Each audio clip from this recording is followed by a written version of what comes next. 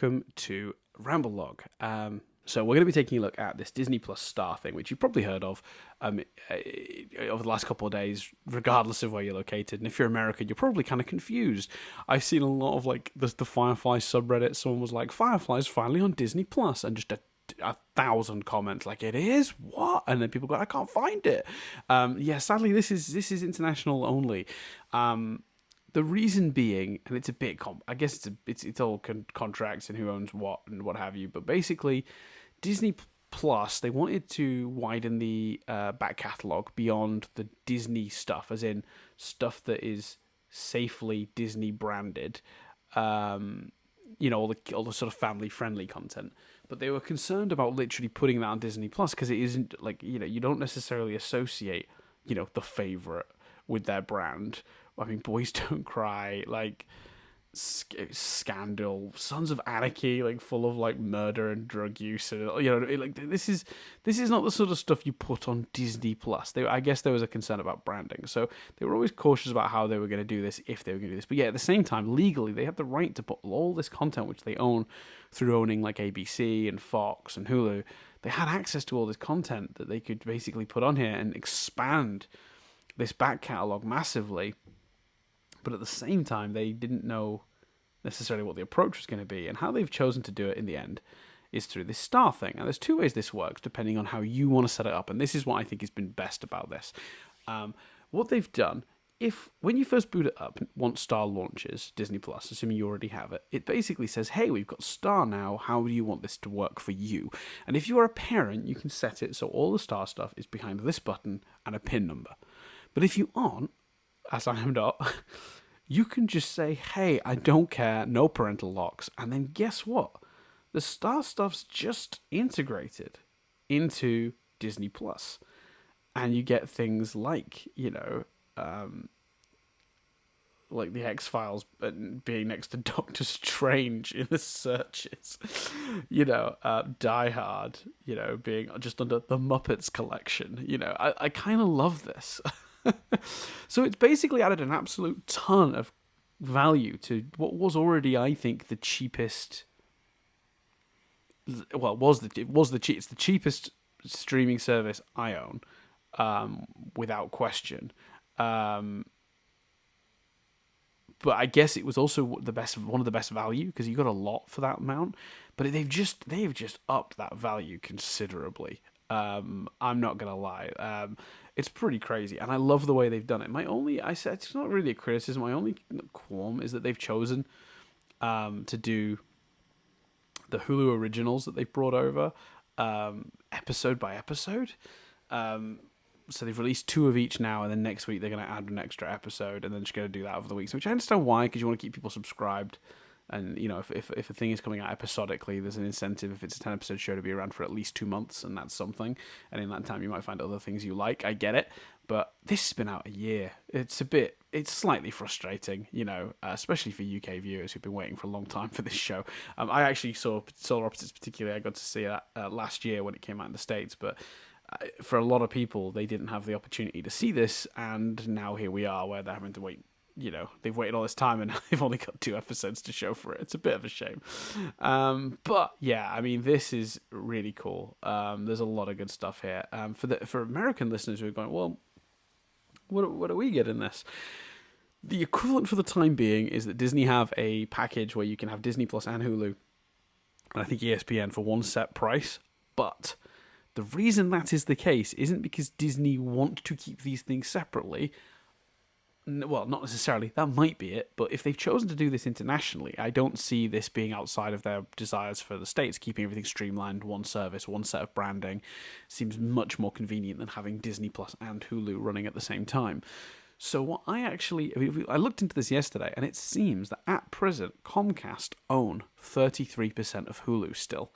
And that is preventing Disney from fully integrating. Now, that can change if Disney are willing to pony up the dough in 2024, is my understanding from what my research was yesterday.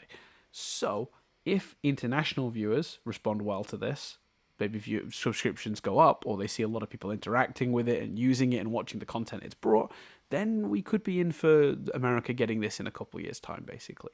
2024, 3 years from now. So not out of the question to eventually get this, but in the meantime, as a Brit, like, I am thrilled.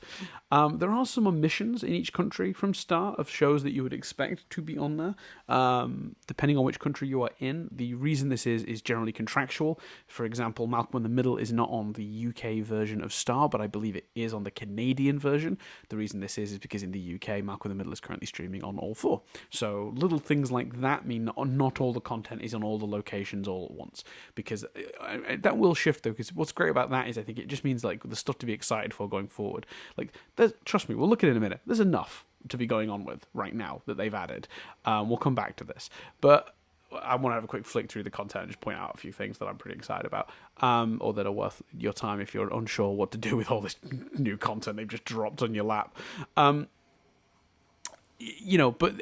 for me, like, the fact that it's missing Malcolm in the Middle isn't that big of a deal, because it'll come eventually. King of the Hill, same thing. It's not on here. People were like, why? They own it? Is there a reason? I don't know for sure. I think King of the Hill is streaming on Now TV in the UK. That's Sky. Stuff is tied up in different deals. It's the same reason that in this version we have Deadpool 2, but not Deadpool 1. We also have one of the 3 new Planet of the Apes movies, but not the other 2, whereas Canada do. So it's all a bit mixed up. And Canada apparently have the Deadpool 1 as well, and Logan, which I'm sad about. I would have liked Logan to be on here, to be honest. But it will come eventually once the rights sort of revert. We'll take a quick look at the stuff. Just to clarify, we might as well, we're here. Continue watching. This is stuff I've been watching lately. Muppets Now, because it's great. Me and Nadia like to have lunch with an episode of The Simpsons in the background. Because why not? The next one we've got is the Springfield Files. Looking forward to watching that one. That'll probably be with tomorrow's lunch. Since she's been working at home, we get lunch together now, so we always have like a 20-minute show to just sort of stick on in the background. It's nice. WandaVision, obviously, and then X-Men: Days of Future Past and Doctor Strange, both half watched. Is because I've been checking scenes on them because I'm too busy theorizing about WandaVision. There's potentially some links to Doctor Strange, and obviously we had a link to Days of Future Past potentially a couple episodes back. Mild spoilers, I guess, for WandaVision. Maybe I'll cut that part out. Anyway, so yeah, let's take a look at the full list, because my summary of whether this is worth your time, like Disney Plus just got a load more valuable. If it wasn't already, it's definitely one of the largest amounts of content you can get for the lowest price of any of the subscription services. And for those going like, but they put the price of course they are greedy bastards. They just put hours of content on here, hours and hours and hours of content. Like, you'd literally look forever, and you'd struggle to finish all this stuff. Shut up! Like, it's £2 more a month now in the UK. So I think it used to be, it was £5.99. Now it's £7.99, something like that. It's gone up by like £2. Worth it. Still absolutely worth it. So yeah, so they've introduced all the Disney Plus originals, not Disney Plus originals, Hulu originals. I don't know much about Big Sky, but I've seen some of Hellstrom. It was fine. Love Victor is supposed to be amazing. Not watched it myself yet. And then Solar Opposites, which is fantastic. It takes a couple episodes to get going, but when it gets there, holy hell, it's a great show. So very exciting about that. Just flicking through this list, Atlanta stands out straight away as being a huge get. All of Bones, if you're into your procedural crime stuff, especially like Castle as well, and Burn Notice. Like, there's a lot of this sort of like that sort of stuff is great background TV, and there's so many hours of it now on here. I do recommend, but I think Bones and Castle are both, good for that if you're looking to scratch that sort of like CSI but kind of fun, like slightly flirty cast sort of itch. Both those shows scratch it. Cougar Town's great. Obviously, Buffy the Vampire Slayer, all 7 seasons. I think that's great. Firefly, obviously amazing. All 9 seasons of How I Met Your Mother. All of Lost. Just why not, I guess. All of Prison Break, including that most recent season. What's interesting about that, so it's all of Prison Break, including that like season from like 2017, and then on Scrubs they've done the same thing where it's like all of it, including that extra season they did that was called like, it was promoted at the time as like Scrubs Med School, but it's actually now just integrated into Scrubs. What's funny about that is if you go further down, here. 24 1 to 9, but also they've separately done 24 Legacy as like a separate thing instead of just making it season 10 of 24. Yeah, so that's pretty interesting. I don't know what the I guess the difference is, I suppose, is 24 Legacy doesn't have like the lead of 24 in it at all, whereas Scrubs and Prison Break both had the cast reappearing, so it makes a certain amount of sense. Anyway, where was I? Oh, so we're up here. So How I Met Your Mother, all of that, which is great, except for the last episode. Lost a Modern Family, another fantastic sitcom. They haven't got all of Modern Family, I noticed, but it'll come over time. Raising Hope, I really wanted to take a second to just stop and like tell people they should be watching Raising Hope. This is one of the most overlooked comedies of the last decade. It's such a fun show. I loved it dearly. Very sad it got cancelled, but yeah, 4 seasons of that waiting for anyone who hasn't seen it. Scream Queens is an absolute boatload of bloody fun. Sons of Anarchy remains one of the best sort of like dramas, sort of crime dramas, I guess, of the last decade. Like, it's just done. It did an incredible job. Actually, is that within the decade now? How old is that? Maybe I'm that out of touch. Well, anyway, it's still incredible. All of the X-Files, all of Ugly Betty. Like, how can anybody say this isn't like worth the extra £2 a month? So yeah, tons of great stuff. Just on the TV side. Movie side, I mean, I'll flick through as quick as I can because I'm sure people are getting. But Another Earth is well worth your time. A great indie movie from like 2011-ish. Cocoon, Commando, Con Air. This is crazy. There's Deadpool 2. Again, we're missing Deadpool 1 at present, but that will come, I'm sure. The Die Hard movies minus the first one, because again, I suspect it's tied up in contract somewhere in the UK. The other 2 Die Hards are here, but they've got different titles, so they're further down. Let's have a look. Ed Wood, probably my favourite Tim Burton movie. Man, the favourite. Watch that and find out exactly why Olivia Colman won an Oscar a couple of years back. Well worth your time. Grosse Point Blank's a classic.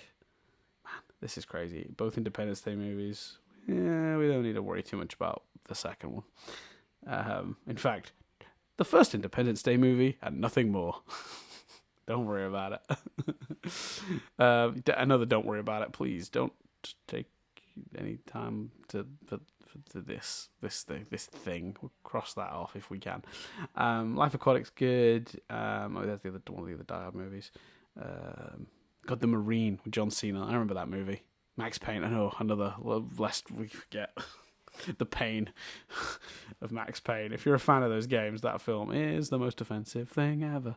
There's the 2 Planet of the Apes movies that the Charlton Heston one of the Tim Burton one. Again, still missing the other sequels.